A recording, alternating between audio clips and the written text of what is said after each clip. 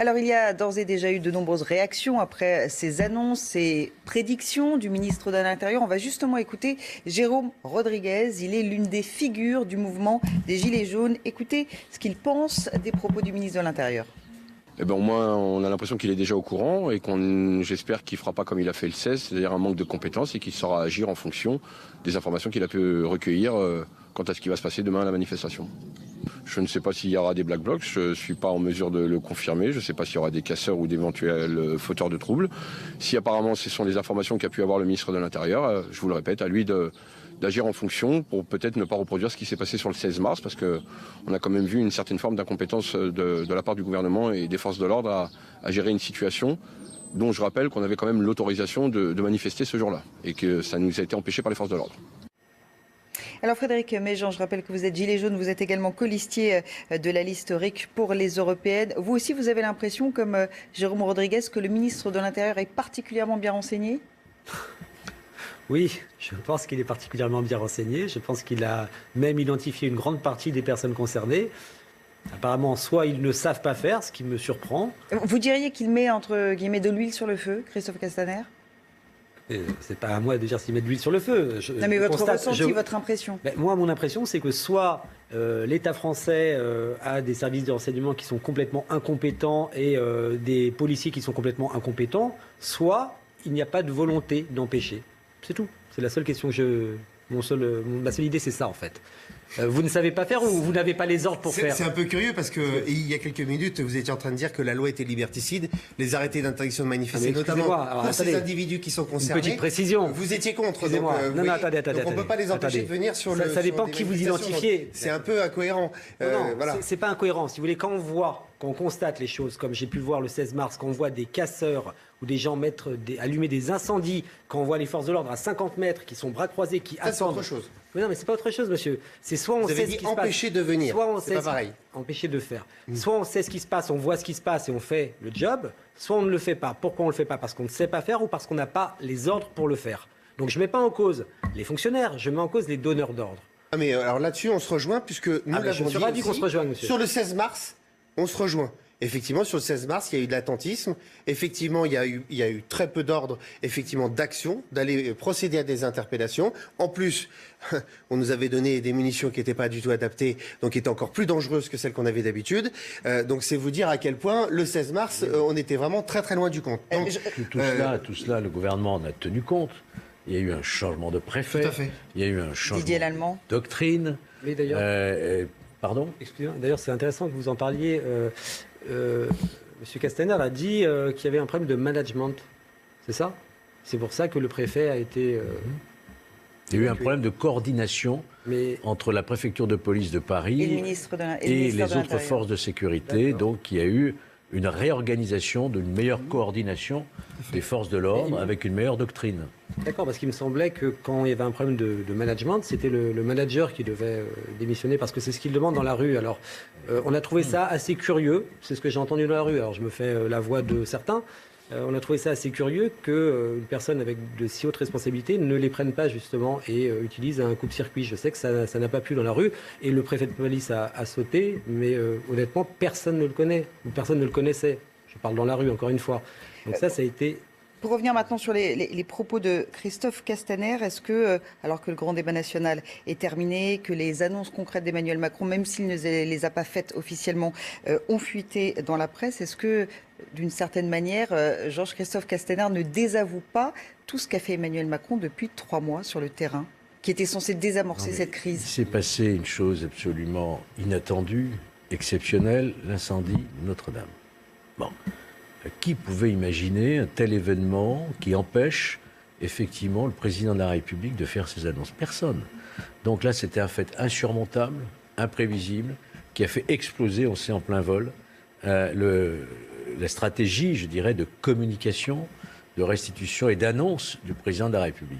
Ce qui fait que demain, on aura une journée très particulière.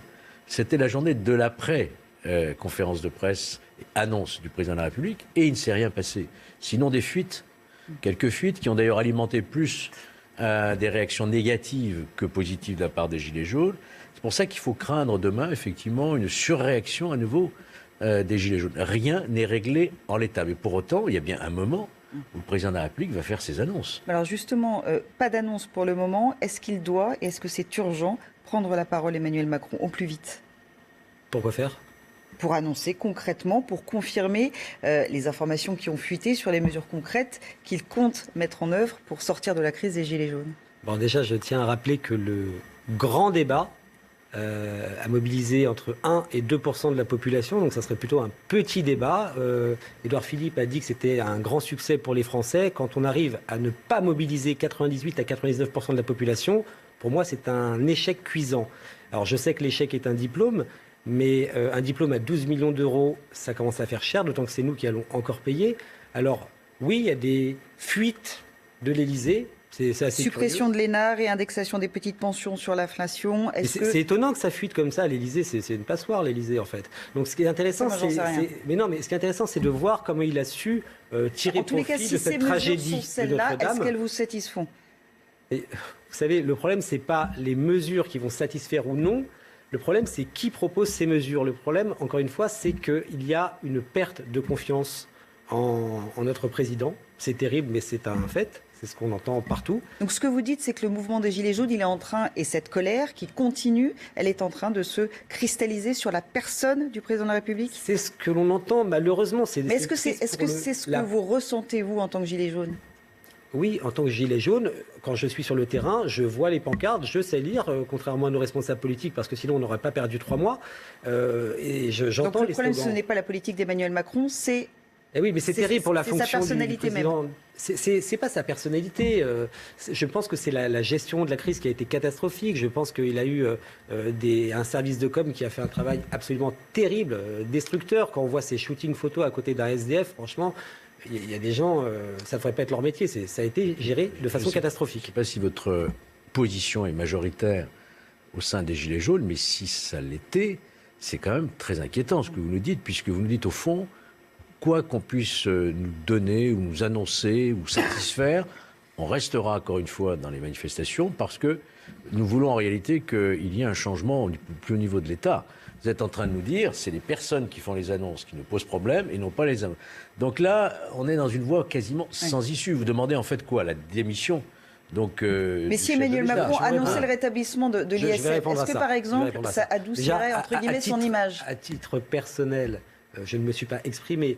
J'ai dit que dans les manifestations, on entendait beaucoup de slogans Macron démission. On voyait beaucoup ça sur les pancartes. Le problème, c'est que cette perte de confiance en la fonction présidentielle et l'homme en particulier, elle est renforcée par les affaires en cascade, les scandales dont on entend parler dans la presse et que l'on découvre, que ce soit le choix de de choisir Bank of America pour gérer la privatisation d'ADP, dont un haut responsable est l'ancien conseiller d'Emmanuel Macron. C'est un autre conseiller d'Emmanuel Macron qui est, je ne sais plus, à... Bon, pardon, ça m'échappe. L'épouse du président des députés, la reine de l'Assemblée à la tête de la Française des Jeux qui vient de privatiser.